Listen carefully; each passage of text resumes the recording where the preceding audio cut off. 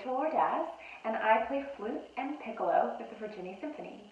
So today I thought I could talk to you a little bit about my instruments, their history, what they're made of, and how we produce sound on them. So the flute and piccolo belong to the woodwind family of the orchestra, and they're actually the only instruments in the woodwind family that don't use a reed to produce the sound. So as you can see on my instrument here, it's mostly made of metal, so you might be wondering then, why does it belong to the woodwind family? So early flutes were made of wood, and actually a flute is one of the earliest known musical instruments. The oldest flutes that we've ever discovered were made out of the bones of animals, and they had small holes bored into them to blow into, as well as for the fingers. Like I said, early flutes eventually were made out of wood. They came in 1 or 2 pieces at first, then gradually into 3 pieces. They had open finger holes, and as metal became more of an accessible material, metal keys were gradually added to the instrument. So at first it was just one little pinky key, and then slowly more and more were added. In 1847, a man named Theobald Bain created the key and acoustical system that we still use on our instruments today. And around that time, that's when flutes started to be made more and more of metal. So the piccolo is actually a descendant of the fife.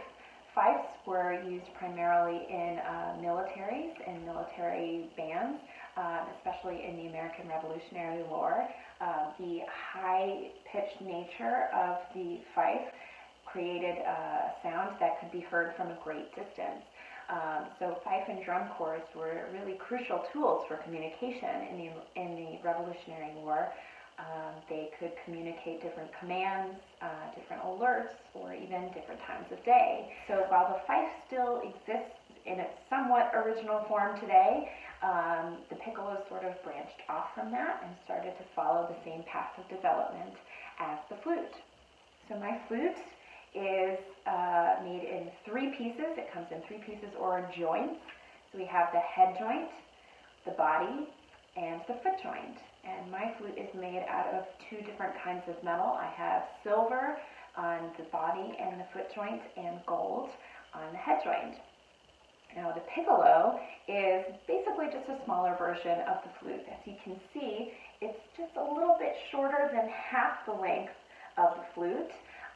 So it's a shorter tube, and therefore it is a higher pitched instrument. So it plays exactly 1 octave higher than the flute.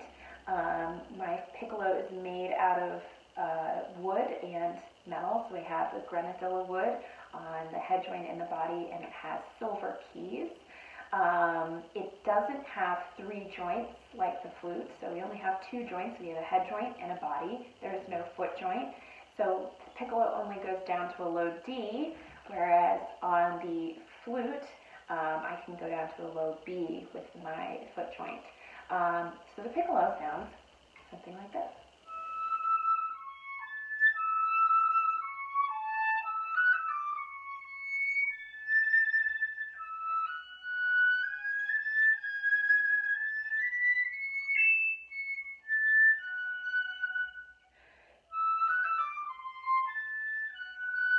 So the way that we produce sound on the instruments is very similar to if you've ever blown across an empty bottle. So what happens is a stream of air is directed across the opening in the bottle. It starts to vibrate and excite the air that already exists inside the bottle and creates this resonating sound. So that same concept is what we use on the flute and piccolo. We blow a stream of air across the opening in the head joint. It begins to vibrate and excite the air inside the tube, and then we can change the pitches by using a different combination of keys. So we push down or lift different keys to change the pitch on the flute. So I hope you were able to learn a little something new about the flute and piccolo today. Thank you so much for watching, and please check out our other VSO videos.